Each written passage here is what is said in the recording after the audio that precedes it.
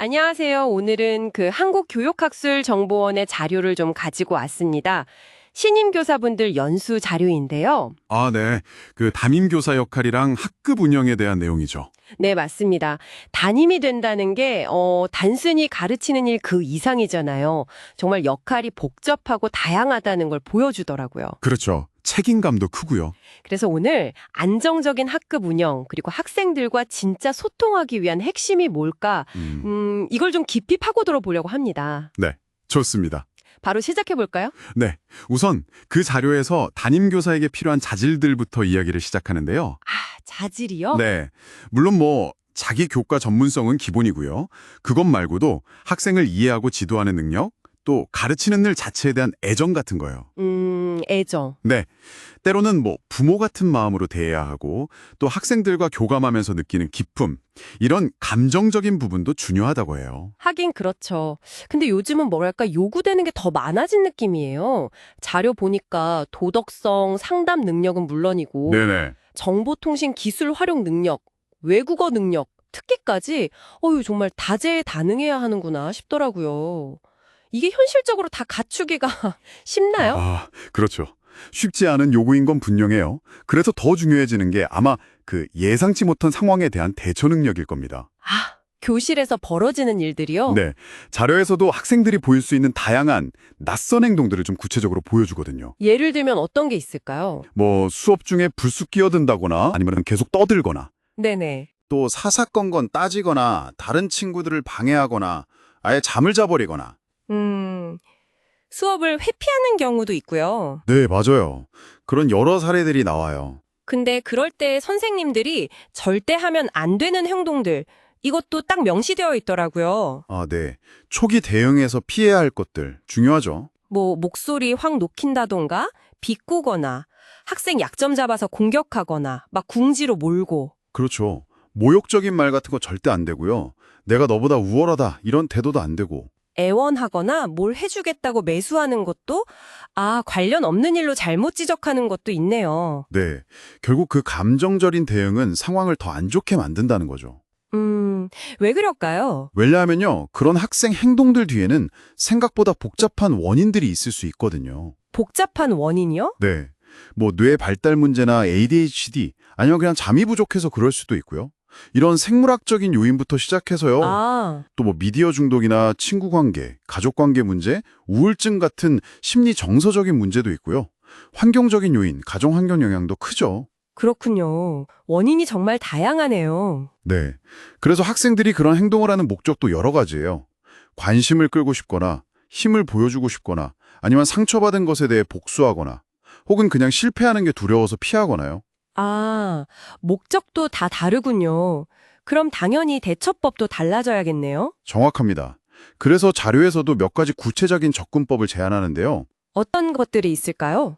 예를 들면 그냥 조용히 눈을 맞추거나 학생 옆으로 다가가는 것만으로도 효과가 있을 때가 있고요. 아니면 직접 질문을 하거나 이름을 불러서 주의를 환기시키는 거죠. 근데 좀 흥미로운 건 그 문제 행동이랑 전혀 상관없는 걸로 칭찬을 해주는 거예요. 칭찬이요? 의외네요. 네. 그리고 힘을 과시하려는 학생한테는 정면으로 맞서기보다는 그 힘을 좀 인정해 주면서도 교사의 원칙은 명확히 알려주는 게 중요하고요. 안가품하려는 학생은요? 그럴 때는 긍정적인 관계를 만드는 게 우선이겠죠. 실패를 두려워하는 학생한테는 과제가 좀 어렵다는 걸 인정해주고 작은 성공 경험을 자꾸 만들어주는 게 중요해요. 또래 친구가 가르쳐주는 것도 좋은 방법이고요. 또래 교습자 활용. 그것도 효과적이겠네요. 근데 사실 문제가 터진 다음에 대처하는 것보다 예방이 더 중요하지 않을까요? 맞습니다. 그래서 자료에서도 강조하는 게 학생들 마음속에 세 가지 중요한 감정을 심어줘야 한다는 거예요. 세 가지 감정이요? 네, 바로 유능감, 기여감, 연대감. 유능감, 기여감, 연대감. 네, 내가 이걸 할 수 있다, 유능감.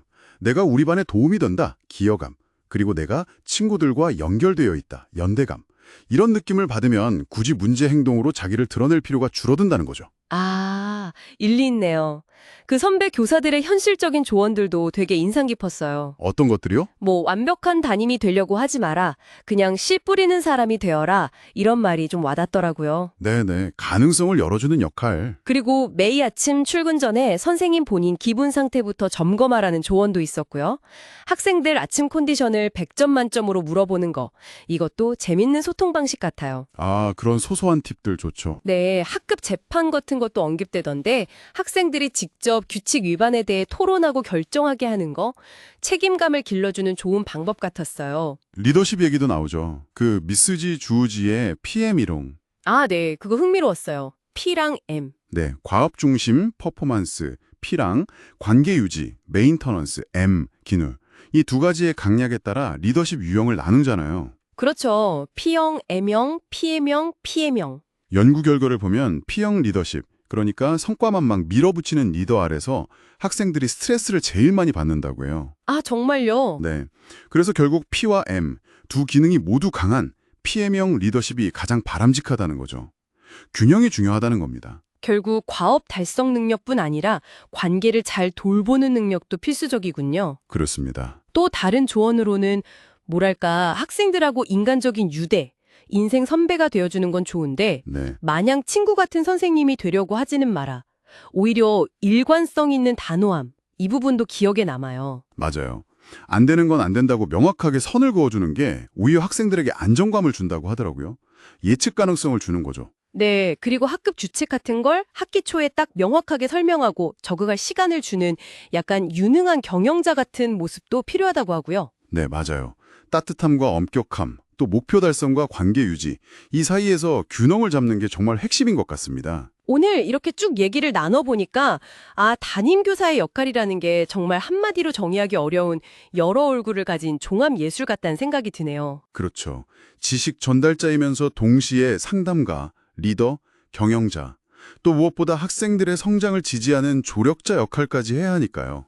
정말 다면적이네요. 네, 결국 핵심은 학생 개개인에 대한 깊은 이해와 존중을 바탕으로 해서 상황에 맞게 역할을 좀 유연하게 수행하는 능력인 것 같아요.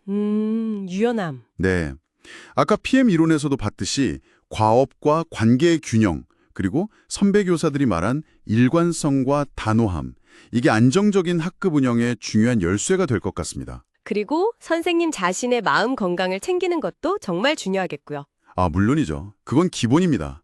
선생님이 행복해야 그 에너지가 학생들에게도 가니까요. 네, 맞아요. 내가 행복해야죠. 마지막으로 한번 이런 질문을 던져보고 싶어요. 오늘 저희가 나눈 이 교사의 역할과 리더십에 대한 이야기들이 과연 학교라는 울타리 안에서만 의미가 있을까요? 아, 생각해 볼 문제네요. 네, 여러분 각자가 속한 조직이나 가정 혹은 어떤 관계 속에서든 누군가를 이끌거나 영향을 주고받는 상황들이 있잖아요. 그렇죠. 그런 상황에 오늘 나눈 이 원리들을 어떻게 적용해 볼 수 있을지 한번 생각해 보시는 건 어떨까요? 아마 꽤 흥미로운 성찰의 기회가 될지도 모릅니다.